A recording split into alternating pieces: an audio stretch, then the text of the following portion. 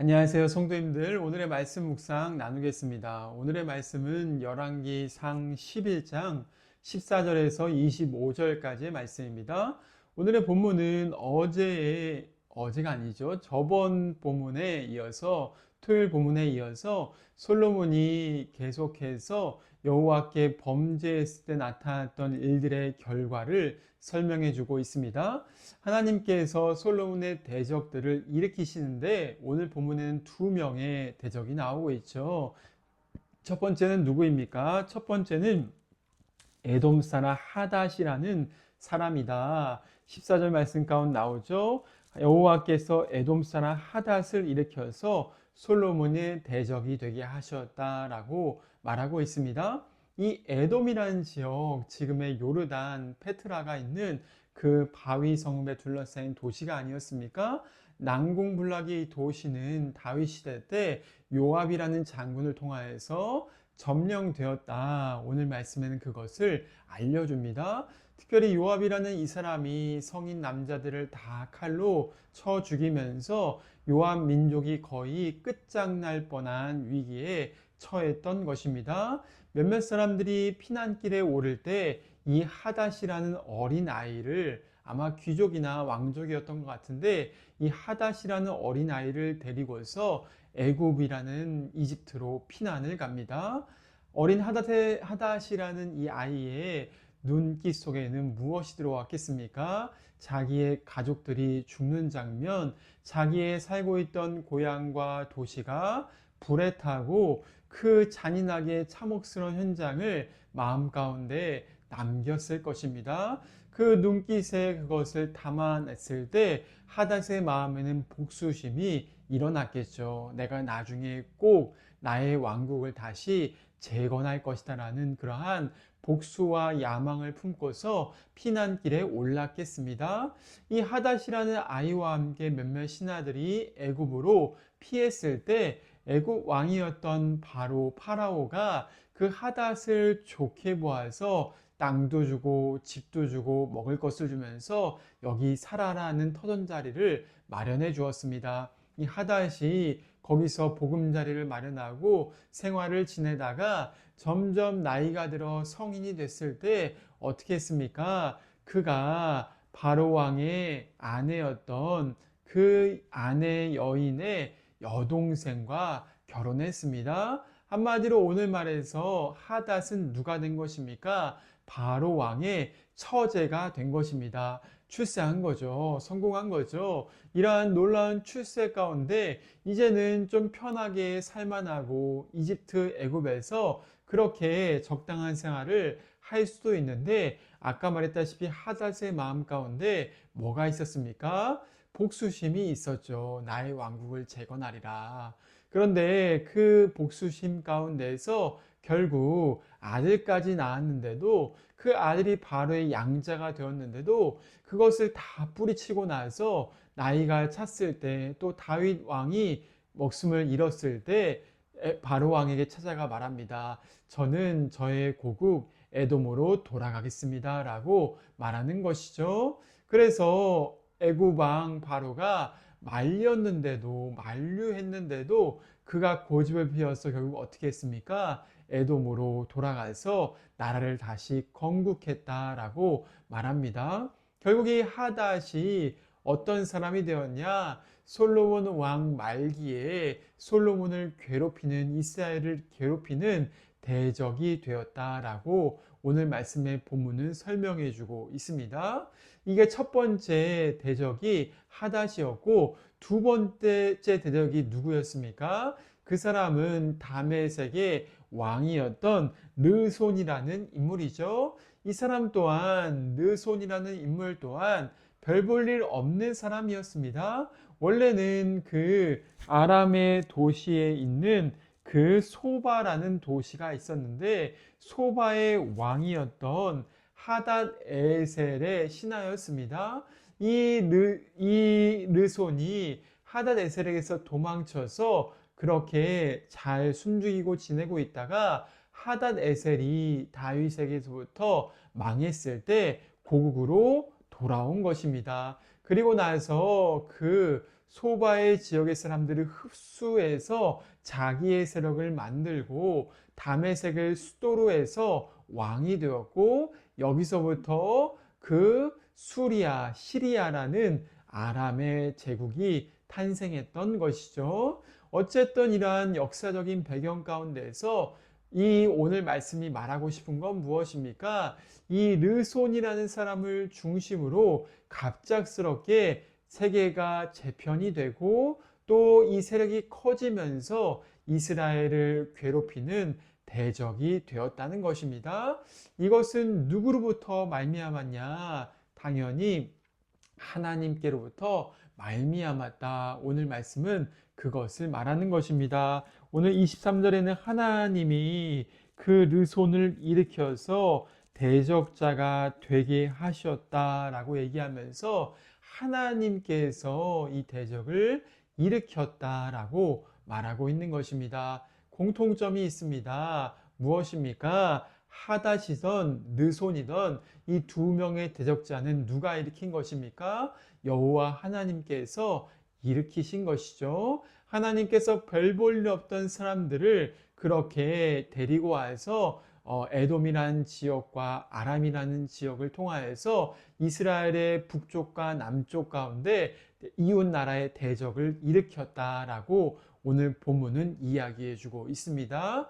언제 일으킨 것입니까? 솔로몬이 부강했을 때입니까? 그런 것이 아니라 솔로몬이 부강했을 때, 지혜롭게 다스렸을 때, 하나님 앞에 붙어 있을 땐 괜찮았었는데 하나님을 대적하자 하나님께서 그들을 높여주셔서 솔로몬에게 대적과 가시, 엉겅퀴가 되게 하신 것이죠.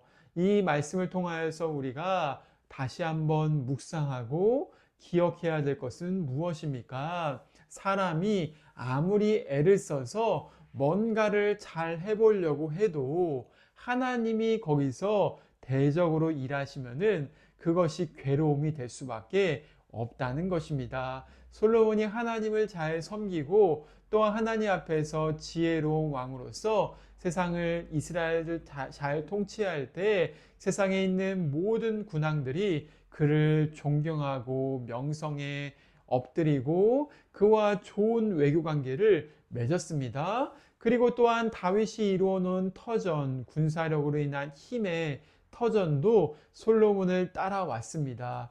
그런데 이제는 솔로몬이 우상 숭배를 하고 하나님 앞에 범죄하면서 하나님을 대적하기 시작하니까 하나님은 어떻게 하셨습니까? 하나님은 이 모든 복들을 바꾸셔서 이 모든 주변의 열강의 정세를 바꾸셔서 이스라엘의 솔로몬의 대적이 되게 하셨다라는 안타까운 사건을 말해주고 있는 것입니다.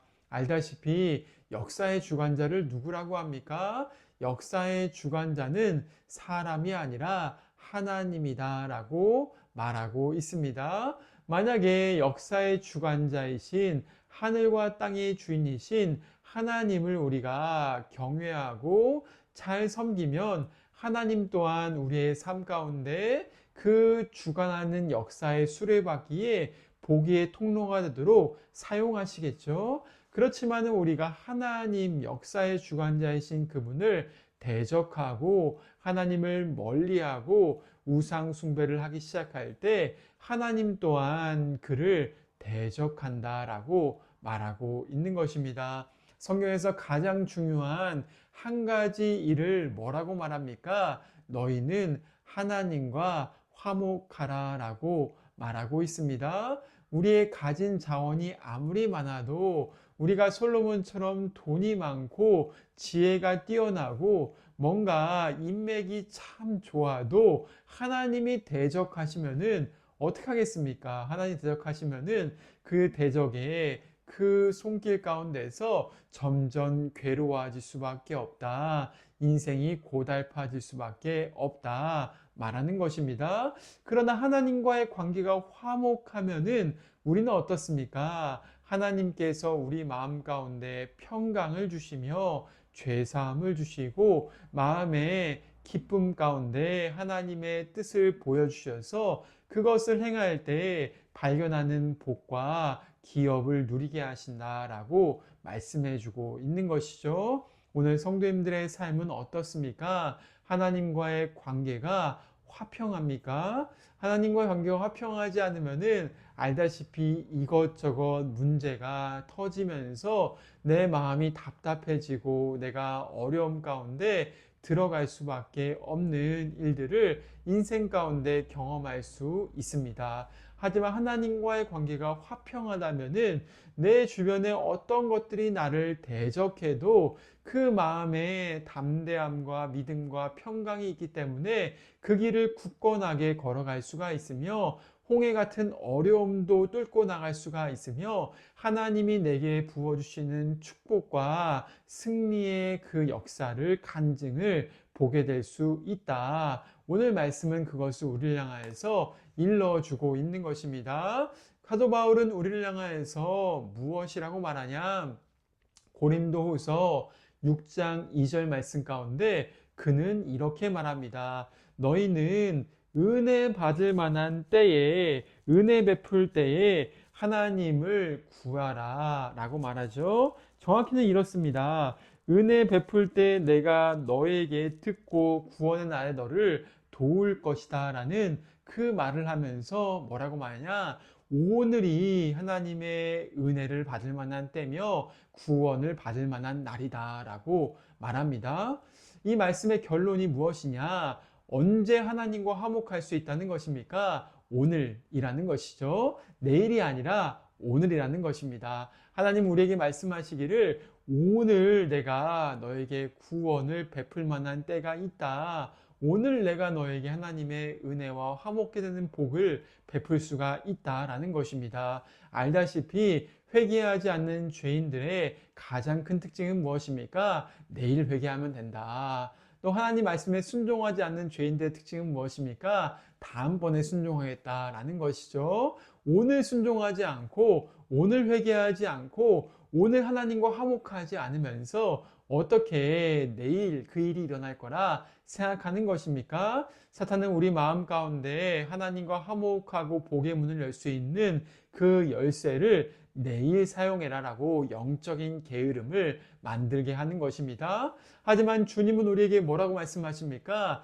오늘 하나님과 화목해라. 오늘 하나님께 나와의 관계를 바로 세우고 오늘 하나님 앞에서의 순종의 모습을 보여라 라고 말하고 있는 것이죠. 성도님들의 삶 가운데 오늘 예수님의 십자가의 거룩한 능력으로 예수님의 십자가의 보혈의 능력으로 이미 다 사함받고 허물어진 죄악 가운데서 그것을 믿고 하나님과 화목하고 있으십니까? 언제 화목해야 되는 것입니까? 오늘이라 말합니다. 오늘 주님께 은혜를 구할 수 있는 복이 임하기를 주님의 이름으로 축원을 드립니다. 솔로몬도 생각했을 것입니다. 뭐 이까짓 거 별건가 나의 지혜로 해결하면 되지 오늘 아니고 내일 다 잘 되겠지라고 생각했을지 모르겠습니다. 하지만 우리의 삶 가운데 내일은 찾아오지 않을 수도 있습니다. 내일 내가 그렇게 할 수 있는 의지가 생기지 않을 수도 있습니다.